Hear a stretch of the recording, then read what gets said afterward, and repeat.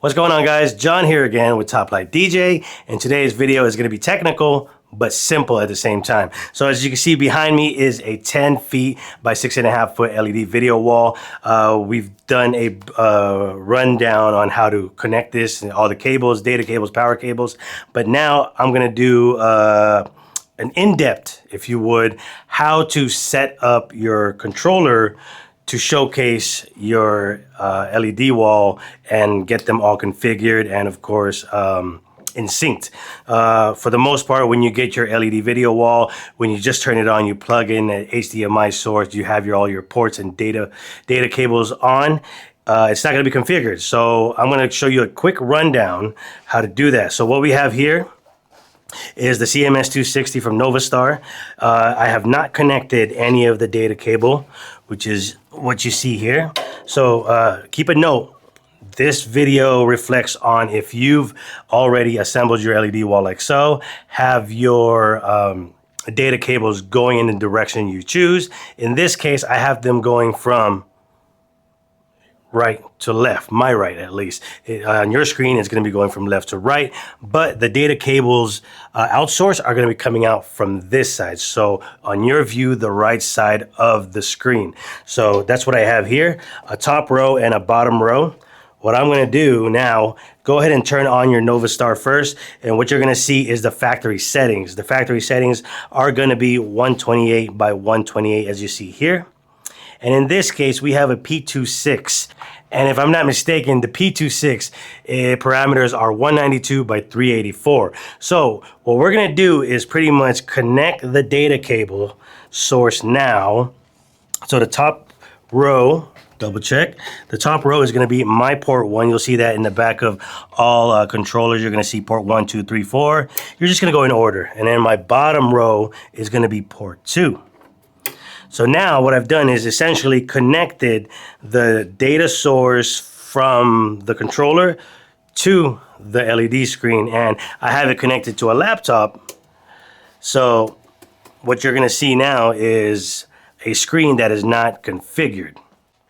So once you have your Ethernet and your data ports cables all connected, you also want to connect an HDMI source. In this case, I have it on a laptop, which is going to be showcasing the screen here as an extended display. As you can see, it's not configured. It's it's not in sync with what's supposed to be displaying. That's because the brain, the controller, does not know what to send. As I mentioned earlier, the factory settings is 128 by 128. So what we're going to do now to easily and simply configure this for your laptop and for your scale and for what you're using it for, and to recognize for the computer, the controller actually to recognize what type of LED video panels you have, we're going to simply go through the menus and factory reset. So you're going to go ahead and hit this toggle button right here. What you're going to do is first go to language, and then we're going to select English. Every time you get a fresh controller, it's always going to be in a different language. So now what you want to do is run to a factory reset. Now we're doing this reset while the data cables are connected, so that when it reboots, it's going to read what you're connected to, and that's exactly what I'm going to show you. You do a reset all, and then we're going to go ahead and just wait for this whole resetting. And once it's resetted, it's going to go ahead and read what panels you have connected. So whether you have a P26, a P39, P18, or anything that you have purchased from us or anywhere else, this is how you would do this with a NovaStar controller at least. Alrighty, so it's done its factory reset, it's rebooted. It takes about a couple of minutes, and when it does that, it's now reading 192 by 384 like you saw, versus the 128 by 128 that it was originally reading. Now it's reading the panels like I mentioned earlier, 500 by 1000 in a P26 model is 192 by 384. So now as you can see the screen, it's still not configured, but what you want to do now before you set everything up, then you want to go ahead and start with the language again. Make sure it's in English. In this case, I've already put it there. And now, since you see the screen behind me is not configured, what you first want to do is run a test. Top right corner button here. Once you've selected a test, now you've confirmed the data and video or power is actually all being fed through all the screens, as you can see here. So throughout the test, you could run a pure color like you see there, red, green, blue, white screen if needed, and a full color scheme right there as well. So to escape the test, you're going to go ahead and press escape, escape again, and then you're going to run through normal. And you're back to the computer screen or HDMI source. And now what you want to do is escape all the way through, and now go through screen configuration so that the screen is no longer scrambled like you see here. And it's quite simple. This is the important piece right here. So we're going to go to screen configuration, select that. We're going to go to quick configuration. Now cabinet row, I have 2 rows going up and down, so we're going to put 2.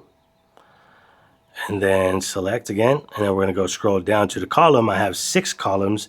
This is all depending on how many columns and how many rows you're doing. In my case, I have 2 rows and 6 columns. And once I've done that, the port quantity you don't worry about at the moment. It changes automatically. You press select, and now you have the amount of panels you have going up and down and left to right. And then, like I mentioned earlier, my data flow is coming from the right side of the screen. So that's going to be this top right corner that you see here. I'm going to go ahead and select that so that the computer or controller knows to throw data that way.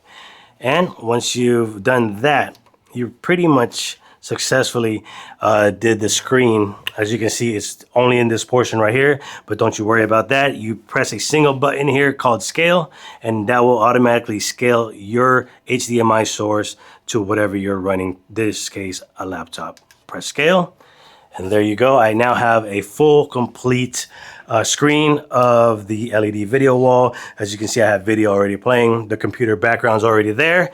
And that is pretty much it. That's how you simply configure your LED screen with a NovaStar processor. So pretty technical, but easy at the same time. I try to make it as simple as possible. Run through those tests, make sure your cables are all connected, make sure data is flowing right, make sure power is flowing right, and you should be good to go. Follow those steps and you'll simply get your LED video wall data flowing and output out right away. And again, John here again with Top Light DJs. If you guys have any questions, comment down below, give us a holler, and we'll make sure you're taken care of. Until then, we'll see you in the next video.